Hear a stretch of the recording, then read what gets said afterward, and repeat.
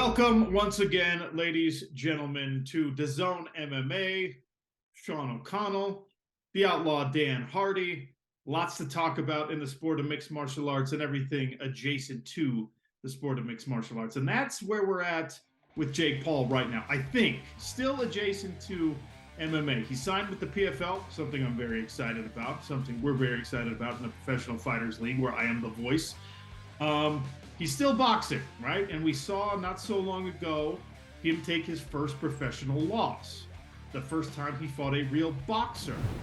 It was a split decision. I think he accounted well for himself. Your thoughts on Jake Paul first, Tommy Fury. Did you think that fight was scored properly? What did you think of Jake Paul's performance? You know, I actually thought Jake Paul might win the decision, mainly because the pressure that was on Tommy Fury's shoulders from his own family. You know, like his father was talking about leaving him in the Middle East, and Tyson was saying he wasn't going to be able to use his name anymore, and like there was a lot of pressure coming from his own camp, which I thought was going to backfire on him. I mean, it seemed to motivate him, but it can't have been a pleasant process for him. And I think Jake Paul, you know, I think he could see the pressure that Tommy was under a little bit as well, to be honest. It was the performance that I expected from both of them. You know, it wasn't enough for me to stay up and tune in live, but I'd certainly watch the replay. I'm not expecting too much from them. I appreciate the journey that they're on, absolutely. And for me, you know, I can't discredit Jake Paul and his journey through boxing, because he's kind of crafted his own path, and no one can discredit him for that, because he's made it work and he's made a lot of money. And saying, you know, I was fighting the first proper boxer of his career. Yeah, I get that at the same time. But if you look at the first 6 or 7 opponents that most boxers fight, I mean, Tommy Fury's opponents' records is, I don't know, like 20 and 150 or something like that. Like, Yeah. you get a lot of forgiveness in your first 5 or 10 boxing matches. And I feel like Jake Paul's had pressure since the very, very first one, even if he was fighting a YouTuber, you know? I feel like everyone's a little bit harsh on him, but I'm not expecting too much of him, because he's still young in his career, and he's still got the potential and the money and the motivation probably to take it in different directions. He could be a great promoter. He could be an MMA fighter if he chooses to. Of course, it would take some work, but I don't discount him from trying it, because he's there for the journey, not necessarily for the victories, you know. He promises to be back better than ever, come back better than ever. I think he handled the loss like a professional athlete, which people didn't expect from him, right? People expect him to be a petulant child about it and say that, you know, oh, he did do the thing where I was sick and I got injured. But there's a lot of MMA fighters and a lot of boxers who do that, right? But I thought he handled it like a professional, which I give him credit for. The disappointment I have is that I think this keeps him in boxing for a little while longer. I think he wants to avenge this loss. I think he wants to do a rematch with Tommy Fury. And of course, Tommy Fury is going to say yes to that, because it's going to be a big payday. And it was a close enough fight that a rematch is compelling. I think Jake Paul's getting better every time out. I think that he takes it very seriously. I think that he's got the money and the time to train more than even a lot of pro mixed martial artists and pro boxers do, because they have other things going on in life and aren't making the kind of money that Jake Paul is making. So I think we will see a better version of him the next time out.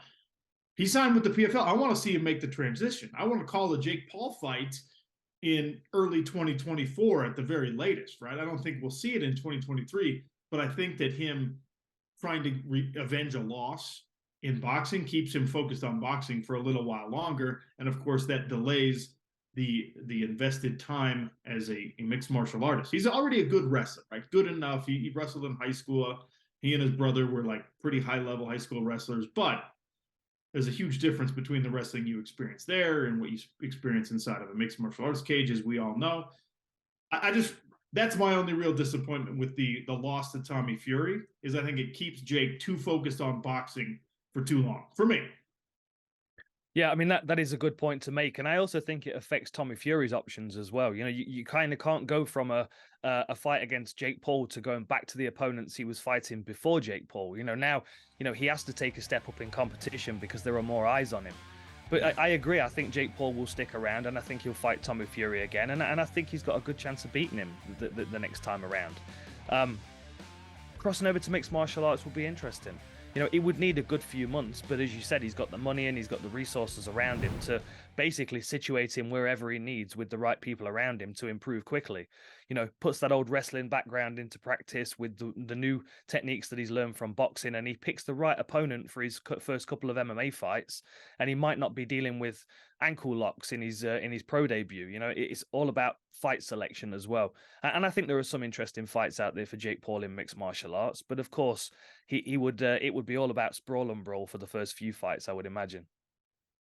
I'm glad you brought up a lot of interesting fights for Jake Paul in mixed martial arts, because the Jake Paul effect in MMA is something that's truly fascinating for me. You could pull any fighter of any note and you could get a quote from them about Jake Paul right now. You can. Let me just, Jorge Masvidal, what do you have to say about Jake Paul? I feel in the sport of just boxing, I would fucking wreck him. I would do damage to him. I'm a conditioned athlete. I'm not gonna get tired throwing blows, and Jake Paul just wouldn't be ready for that heat, man. It's different. I'm throwing with bad intentions, and like I said, I'm a pro of 50 fights. I know I'm not gonna get tired throwing heat, and I'm gonna really come to take your head off. You're gonna have to do some real evasive moves in that ring to get away from me. And in boxing, Jake hasn't hit that stride yet, where he could be a good clean boxer, keep me at the end of his jabs, check hook his way out of problems, not let me put him in the ropes. Because I'm not the best boxer, but I know where I'm going to be good at. I'm going to put him in the inside. I'm going to put him in the corner and beat the out of him for like 4 or 5 rounds till he starts to drop those hands, and then I'm going to go for the top. All right. The reason we play Jorge Masvidal's comments about Jake Paul is because I just needed somebody who people care about, right?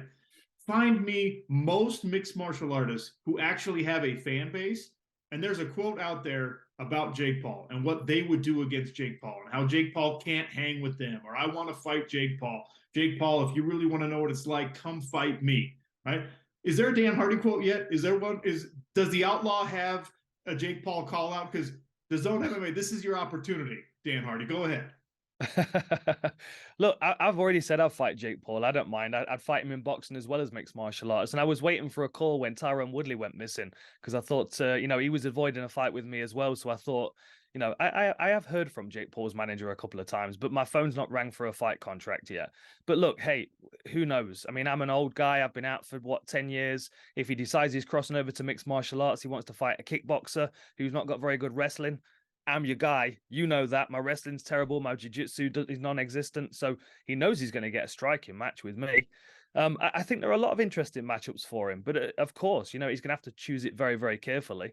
Maybe a Mike Perry or someone like that would be a good fight as well. But absolutely, of course, I'd take that fight. I'd take that money off him any day of the week. But it would be a very, very short visit into mixed martial arts, and then he'd have to go back to, maybe he wants to fight me before he fights Tommy Fury, and then he can just, have one fight in MMA and then just retire entirely and then just, focus on boxing. How about that? And this is the Jake Paul effect that I'm talking about, right? Because the man is a cash cow, all right? I'll tell you, when PFL made the announcement, Jake Paul, in conjunction with PFL, made the announcement that when he makes his mixed martial arts debut, it will be inside the PFL smart cage, right? Everybody in the organization, myself included, who's been retired as the PFL light heavyweight champion, right? 4 years ago now, I said, how much did Jake Paul weigh? Can I get down to a level where Jake Paul would say, you know what? I need someone who's like at least semi-respectable in the sport of mixed martial arts, but I'm not taking on somebody who I know is going to beat me. I need someone who's maybe a little over the hill. I need somebody who didn't move their head a lot, didn't have a lot of skill, and kind of gritted it out, right? I'm actually having these thoughts. And every mixed martial artist on the planet is doing the same thing when Jake Paul makes that announcement, all right? Dan Hardy wants to fight him. Vitor Belfort wants to fight him. Tyron Woodley wants to fight him. Everybody wants to fight Jake Paul. And it's such a unique situation for that young man to be in, because he's too famous to fight nobody. He's too famous to fight someone that you've never heard of or that doesn't have a skill set. Jake Paul's going to lose his first mixed martial arts bout because he's too popular. Imagine being in that situation, Dan Hardy, where the first time you jump in and you got to know your jiu-jitsu and your wrestling and your kickboxing, your Muay Thai, your judo, you have to know all of it to at least a point where you can defend and survive. And now you're doing it against someone who maybe was a title contender, maybe held a belt somewhere, maybe was a former UFC champion or a PFL champ. Like, that's the kind of opponent that he has to embrace. And it means that he starts 0-1. So he already needs to be talking to his people and say, all right, I'm probably going to go 0-1, probably going to go 0-2. Who can we fight in our third fight to get a win that's a respectable enough name? Because there's just nobody out there who doesn't want to fight this guy. Absolutely. And the other thing you have to remember is that he's already beaten up MMA fighters that would beat him up in MMA. I mean, Yes. Tyron Woodley would beat him up in MMA. I've seen him as a celebrity guest judge, so he's floating around the PFL. That might be an option. Ben Askren would come out of retirement and beat him in MMA. You know, the option for Jake Paul might be to find someone else that's never done MMA before, but he's coming from a different sport. Like he could fight like a basketball player or a hockey player, or, you know, like we could get Julio Cesar Chavez Jr. to cross over to MMA and fight him. Like that would be an idea. But as far as fighting someone that's got any kind of credentials in mixed martial arts, you know, I mean, you'd probably be better looking at someone like a CM Punk, who was kind of had the novelty appearance in the UFC and it didn't really work out for him. I wouldn't expect too much more from Jake Paul, to be honest, especially if he was fighting someone that's had any fights at any decent level. It's just a different environment, as you know. You know, I feel like he would feel out of his depth very quickly, unless he chose the right opponent, of course. And I don't think you're the right opponent, Sean. Absolutely not. We both know that you'd be too much for him. Well, I, on the other hand, I can't wrestle. I've told you. I'm a kickboxer. I can't wrestle. Yes. We all believe that, Dan Hardy. You're too big. You're too big. That's light heavyweight. And too handsome, right? I mean, you can't. Of course, and you're the voice, right? Who's gonna? You can't commentate your own fight. Although, if we had you and Jake Paul mic'd up at the same time while you were fighting, now that is groundbreaking commentary. That's a smart cage for you. Wouldn't that be incredible? The mic's all over the smart cage. All right, I'm gonna throw a left hook here, Jake.